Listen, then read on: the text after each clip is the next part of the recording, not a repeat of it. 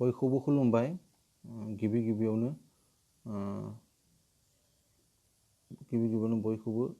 खुलुमग्रोनाय बावहरबाय बे समावहाय बड'लेण्ड जब एलार्ट इउटुब चेनेलावहाय नोंथांमोननिसिम गोदान मोनसे खालि भेकेन्सिनि रादाब लानानै फैबावबाय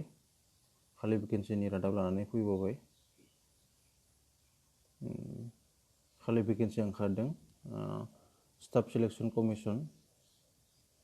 बेवहाय ओंखारदों ओमफ्राय टोटेल भेकेन्सि ओंखारदों 4,300टा खालि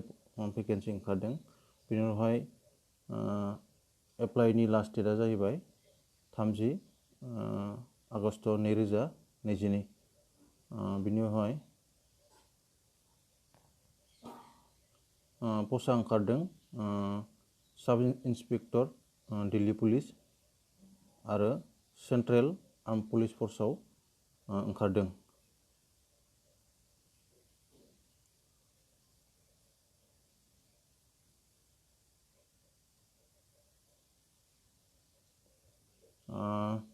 बिनि उनावहाय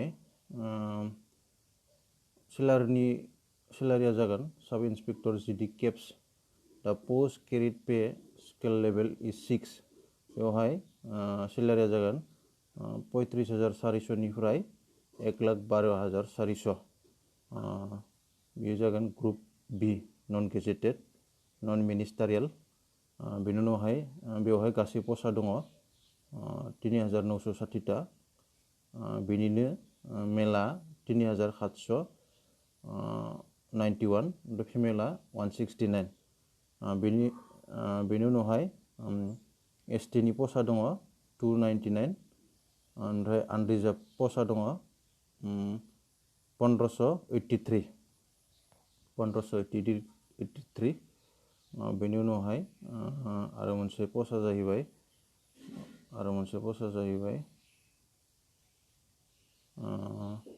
साब इन्सपेक्टर एक्जिकिउटिभ इन पुलिस इन दिल्ली पुलिस बेवहाय पे स्केला जागोन 6 बेबो सेलारिया जागोन 35,400निफ्राय 1,12,400 बेयो जाबाय ग्रुप सि बेनि उनावहाय बेवहाय गासै पस्टआ दङ 340टा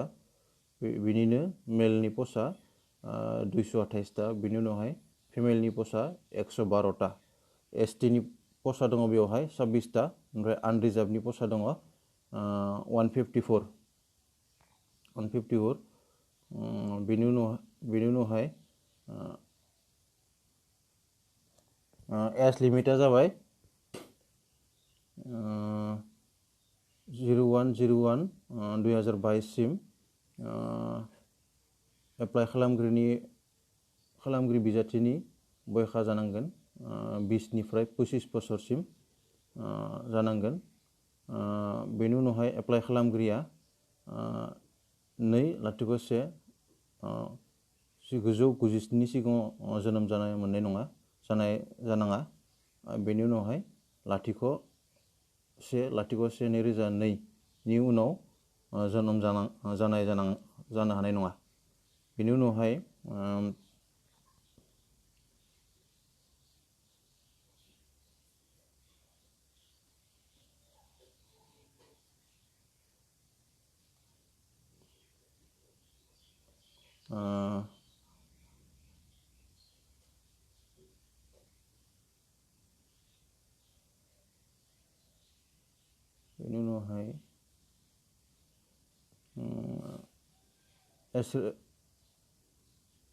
एक्स रिलेक्सेसना जाहैबाय एसटिनि थाखाय 5 years बेनिफ्राय ओबिसिनि थाखाय एसटि आरो एससिनि थाखाय 5 years आरो ओबिसिनि थाखाय 3 years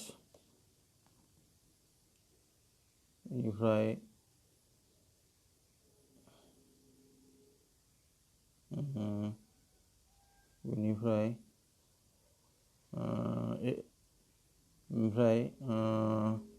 एडुकेसन क्वालिफिकेसना जानांगोन apply खालामगिरि बिजाथिनि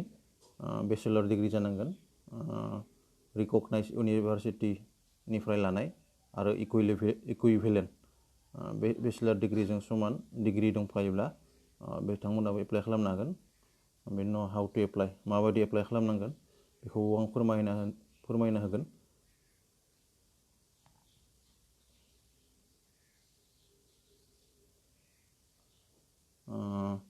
अनलाइनखौहाय हेडक्वार्टारनि website, official website https नैबे वेबसाइटआव माबाखौ एप्लाइखौ खालामनांगोन। बेनि उनावहाय नोंथांमोनखौ खावलाखायोदि नोंथांमोना जाहाथे एप्लाइ खालामनाय समाव एनेक्सार 1, एनेक्सार 2 बे नटिसखौ, बेनि उनावहाय एनेक्सार IA आरो एनेक्सार IIA बे मोनथाम नटिसनि पेराग्राफखौ नायना लायो। बेखौहाय नोंथांमोननिसिम गुरै खालामबाय। लोगोसे दिनैनि जा नोंथांमोननिसिम मोजां खौरां लानानै फैनाय रादाब, बेखौ एसेयावनो फोजोबबाय। गोजोन्थों।